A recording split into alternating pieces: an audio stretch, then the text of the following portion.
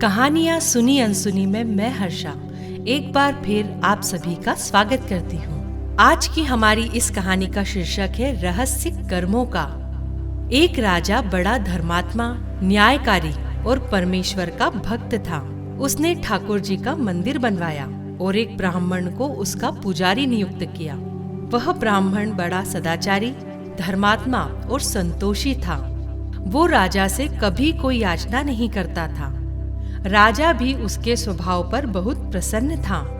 उसे राजा के मंदिर में पूजा करते हुए 20 वर्ष गुजर गए। उसने कभी भी राजा के समक्ष किसी भी प्रकार की कोई इच्छा जाहिर नहीं की। राजा के यहाँ एक लड़का पैदा हुआ। राजा ने उसे पढ़ा लिखा कर विद्वान बनाया और बड़ा होने पर उसकी शादी एक सुंदर राजकन्या के साथ करा दी। शादी करके जिस दिन राजकन्या अपने राजमहल में आई, उस रात्रि को राजकुमारी को पता नहीं क्यों नींद ही नहीं आ रही थी। वह बेचैन होकर इधर उधर घूमने लगी। जब अपने पति के पलंग के पास आई तो क्या देखती है कि हीरे जवाहरात जड़ी एक तलवार पड़ी है। जब उस कन्या ने देखने के लिए वह तलवार म्यान से बाहर निकाली, तब तीक्ष्ण धार वाली और बिजली के समान प्रकाश वाली तलवार की चकाचौंध से राजकुमारी घबरा गई और घबराहट में उसके हाथ से तलवार छूट गई। तलवार सीधी राजकुमार की गर्दन पर जा लगी। देखते ही देखते राजकुमार की गर्दन धड़ से अलग हो गई। यह सब अनहोनी देखकर राजकुमारी बुरी तरह घबरा गई। उसने परमेश्वर से प्रार्थना की, हे प्रभु, मुझसे अचानक यह पाप कैसे हो गया? पति की मृत्यु मेरे ही हाथों हो गई।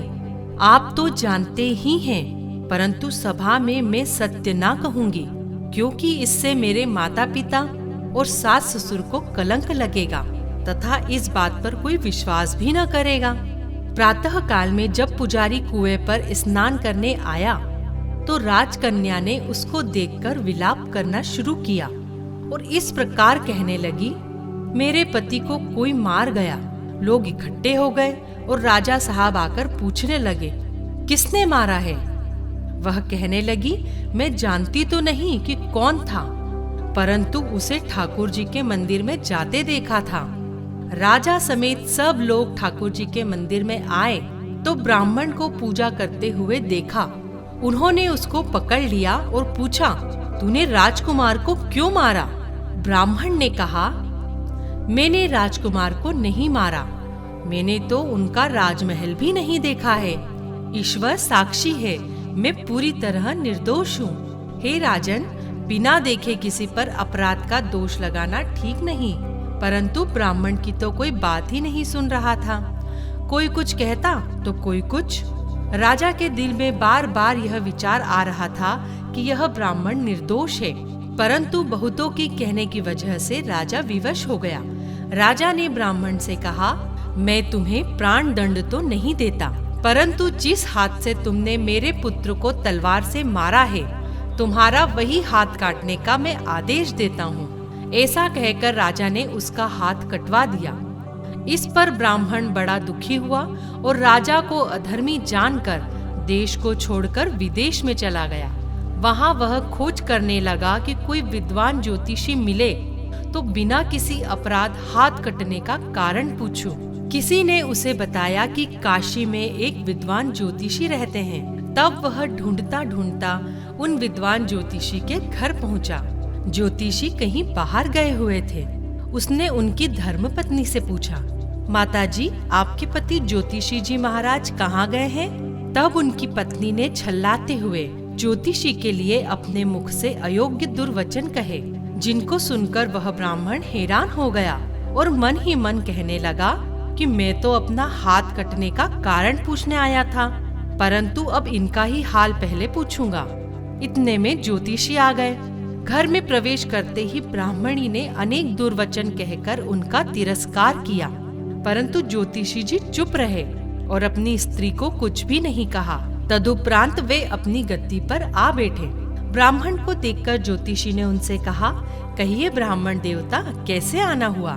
आया तो था अपने बारे में पूछने के लिए, परंतु पहले आप अपना हाल बताइए कि आपकी पत्नी अपनी जुबान से आपका इतना तिरस्कार क्यों करती है, जो किसी से भी नहीं सहा जाता और आप सहन कर लेते हैं, इसका क्या कारण है? ज्योतिषी ने कहा, यह मेरी स्त्री मेरा कर्म फल है। दुनिया में जिसको भी देखते हो, अर्थात भाई, पुत्र, शिष्य, पिता, गुरु, संबंधी, जो कुछ भी है वह सब हमारे कर्म फल के अनुरूप ही है। यह स्त्री मेरा किया हुआ कर्म ही है और यह भोगे बिना कटेगा नहीं। अवश्यमेव भोक्तव्यम कृतं कर्म शुभाशुभम न भुक्तम क्षीयते कर्म कल्पकोटिष्टेरपि। अर्थात अपना किया हुआ जो भी कुछ शुभ अशुभ कर्म है वह अवश्य ही भोगना पड़ता है। बिना भोगे तो सैकड़ों करोड़ों कल्पों के गुजरने पर भी कर्म नहीं टल सकता। इसलिए मैं अपने कर्म खुशी से भोग रहा हूँ और अपनी स्त्री की ताड़ना भी नहीं करता, ताकि आगे इस कर्म का फल ना भोगना पड़े। ब्राह्मण महाराज कहते हैं, आपने क्या कर्म किया था? ज्योतिषी कहते हैं, सुनिए। पूर्व जन्म में मैं कौवा था और मेरी स्त्री गधी थी। इसकी पीठ पर फोड़ा था। फोड़े की पीड़ा से यह बड़ी दुखी थी और कमजोर भी हो गई थी। मेरा स्वभाव बड़ा दुष्ट था, इसलिए मैं इसके फोड़े में चोंच मारकर इसे ज्यादा दुखी करता था। जब दर्द के कारण यह कूदती थी तो इसकी फजीहत देखकर मैं बहुत खुश होता था। मेरे डर के कारण यह सहसा बाहर नहीं निकलती थी, किंतु मैं इसको ढूंढता फिरता था। यह जहाँ मिले वहीं इसे दुखी करता था। आखिर मेरे द्वारा सताए जाने पर त्रस्त होकर ये गांव से 10-12 मील दूर जंगल में चली गई। वहाँ गंगा जी के किनारे सघन वन में हरा हरा घास खाकर और मेरी चोटों से बचकर सुखपूर्वक रहने लगी।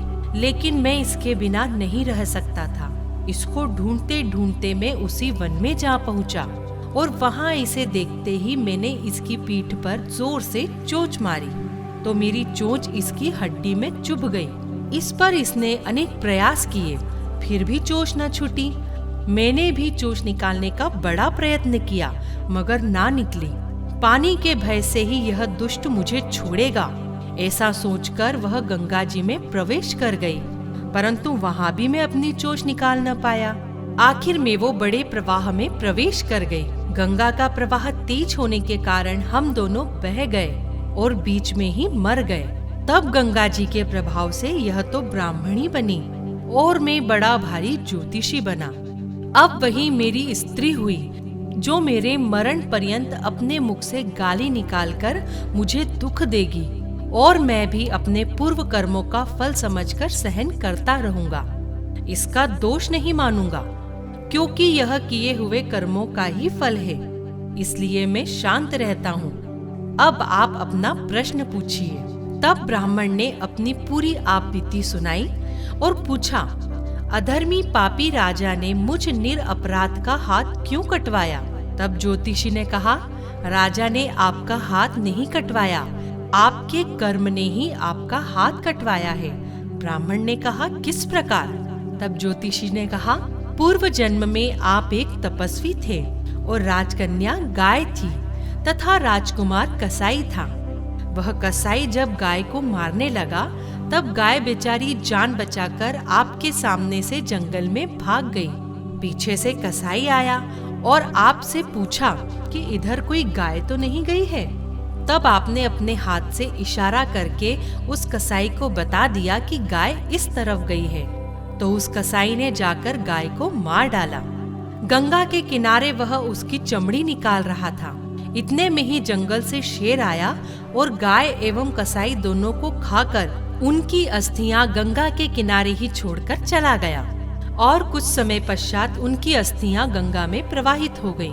तब गंगा जी के प्रताप से कसाई को राजकुमार और गाय को राजकन्या का जन्म मिला एवं पूर्व जन्म में किए हुए उस कर्म ने एक रात्रि के लिए उन दोनों को इकट्ठा किया, क्योंकि कसाई ने गाय को हंसिये से मारा था। इसी कारण राजकन्या के हाथों अनायास ही तलवार गिरने से राजकुमार का सिर कट गया और वह मर गया। इस तरह अपना फल देकर कर्म निवृत्त हो गया। अगर तुम चाहते तो उस गाय की रक्षा कर सकते थे, लेकिन तुमने इशारा करके कसाई को गाय का पता बता दिया और तुम्हारी ही वजह से उस गाय की हत्या हो गई। तो उस पाप कर्म ने तुम्हारा हाथ कटवा दिया है। इसमें तुम्हारा ही दोष है, किसी अन्य का नहीं, ऐसा निश्चय कर सुख पूर्वक रहो। कितना सहज है ज्ञान युक्त जीवन।